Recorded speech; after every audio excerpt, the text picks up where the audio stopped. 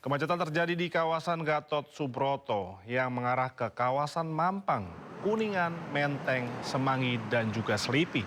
Seiring aktivitas perkantoran dan sekolah yang mulai berjalan normal. Kemacetan arus lalu lintas terlihat di jam-jam berangkat kerja pada pagi hari, terutama di ruas jalan utama dan akses menuju pusat bisnis. Berlakuan kontraflow sejak pagi diberlakukan guna mengurai kepadatan dan kemacetan. Tak hanya itu, halte Transjakarta dan juga stasiun LRT juga dipadati para penumpang.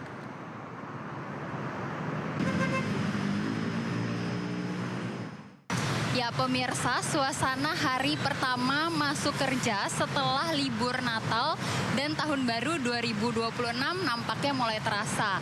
Karena saat ini saya sedang berada di salah satu jembatan penyeberangan di kawasan Gatot Subroto, Jakarta Selatan. Nah, berdasarkan pantauan kami di sini, kendaraan mulai cukup memadati area kawasan Gatot Subroto.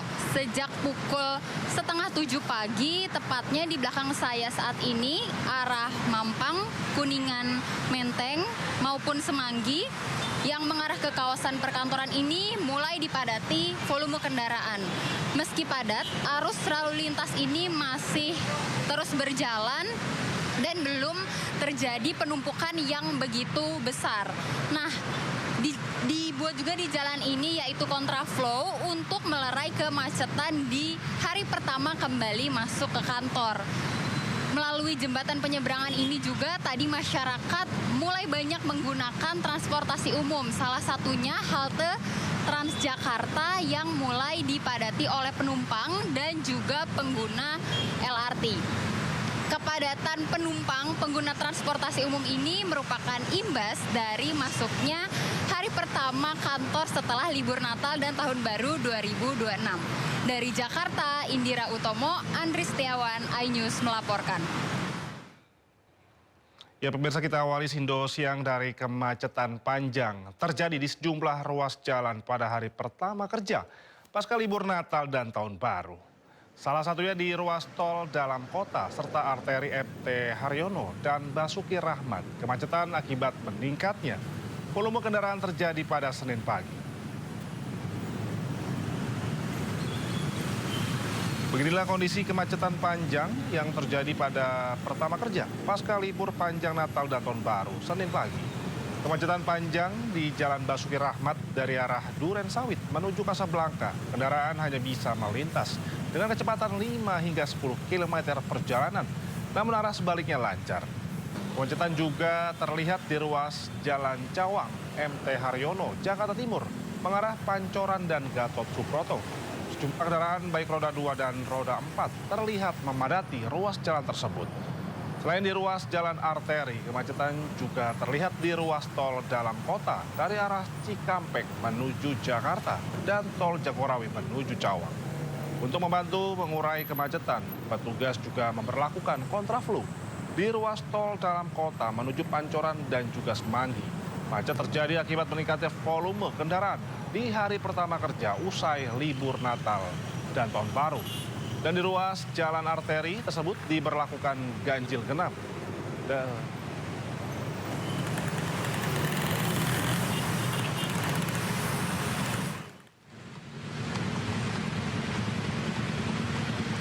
Sementara itu di Depok, Jawa Barat ada yang berbeda saat petugas Satlantas Polres Depok mengatur lalu lintas.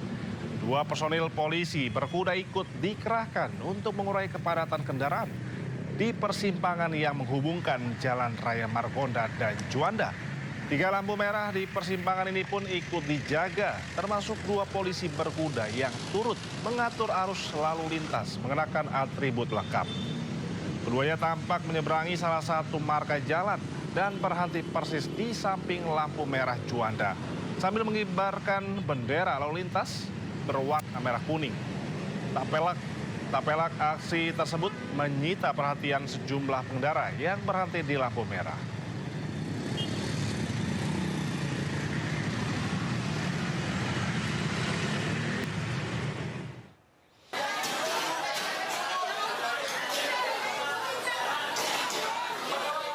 Percikan api terus membakar bentangan kabel PLN di stasiun Bogor, Jawa Barat. Selain merambat cepat, api juga menghanguskan atap peron kereta komuter lain di jalur 8 hingga mengeluarkan kepulan asap. Petugas pun berusaha memadamkan api menggunakan alat pemadam api ringan atau APAR yang membakar lapisan kabel dan atap peron KRL. Kebakaran ini pun membuat para penumpang KRL panik hingga menghindar dari lokasi kejadian. Dari hasil pengecekan petugas pemadam kebakaran, diduga penyebab kebakaran akibat korsleting kabel listrik. Ya, menurut informasi itu terjadinya dari konsleting listrik dan merambat ke atap peron sehingga terjadi kebakaran. Dan kami setelah tiba di sana, api sudah dapat dipadamkan dengan menggunakan APAR oleh petugas keamanan stasiun. Akibat kejadian ini, aliran listrik di sekitar lokasi sempat padam. Namun insiden tidak berdampak pada keterlambatan perjalanan kereta api. Dari Bogor, Jawa Barat, Andi Firmansyah, iNews melaporkan. Sementara itu, hari pertama sekolah siswa SMA Negeri 12 Padang, Sumatera Barat, yang sebelumnya terdampak banjir bandang susulan, hari ini mulai mengikuti belajar mengajar di sekolah dengan keterbatasan. Sementara di wilayah Aceh, belum semua sekolah memulai kegiatan belajar mengajar. Sebanyak 1.168 siswa-siswi di SMA Negeri 12 Padang dengan khidmat mengikuti kegiatan hari pertama, hari sekolah, upacara bendera yang digelar di halaman sekolah. Sisa lumpur masih tergenang di sekolah, namun ribuan siswa dan guru tetap semangat. Sebelumnya, sekolah ini merupakan salah satu sekolah yang terdampak bencana banjir bandang sejak 25 November lalu dan kembali diterjang banjir susulan pada Jumat kemarin. Sebelumnya, siswa dan guru melakukan gotong royong membersihkan sekolah dari genangan material lumpur. Jalan menuju SMA Negeri 2 Meredu yang berada di Desa Menasah Bimerah 2, Pidijaya masih dipenuhi lumpur tebal.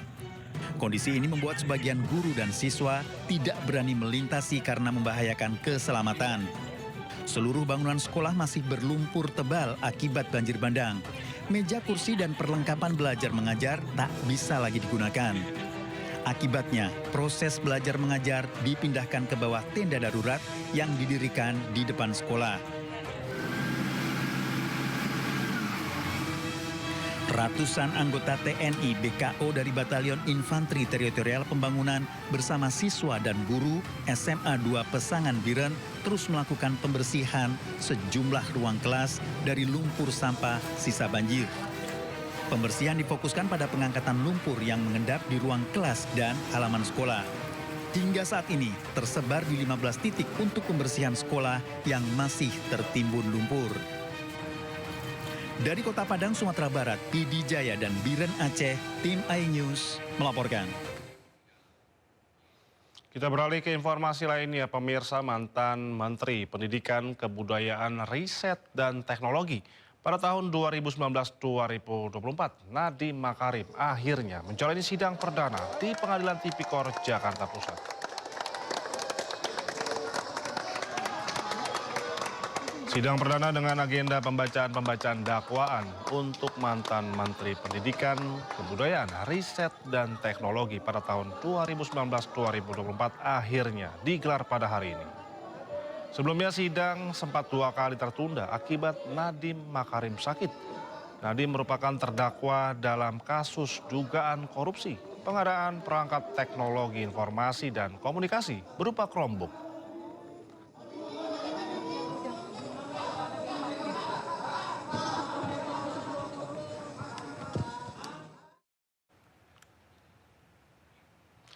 Beralih ke informasi lainnya, pemirsa, polisi memastikan pelaku pembunuhan seorang ibu rumah tangga di Medan 10 Desember lalu adalah anak perempuan korban yang masih duduk di bangku SD.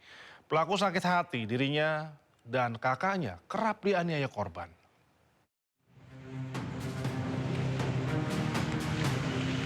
Polisi mengungkap kasus pembunuhan seorang ibu rumah tangga di Medan Sunggal, Medan, Sumatera Utara pada 10 Desember lalu. Polisi pastikan pelaku adalah anak perempuan korban yang masih duduk di kelas 6 SD. Kapolrestabes Medan, Kombes Pol Jen Calvin Simanjuntak mengatakan pelaku sakit hati lantaran korban kerap menganiaya dirinya dan kakaknya. Bahkan menurut polisi, korban kerap memarahi keluarganya dan mengancam dengan menggunakan pisau. Adapun puncak kemarahan pelaku terjadi saat aplikasi game online yang ada di ponselnya dihapus oleh korban.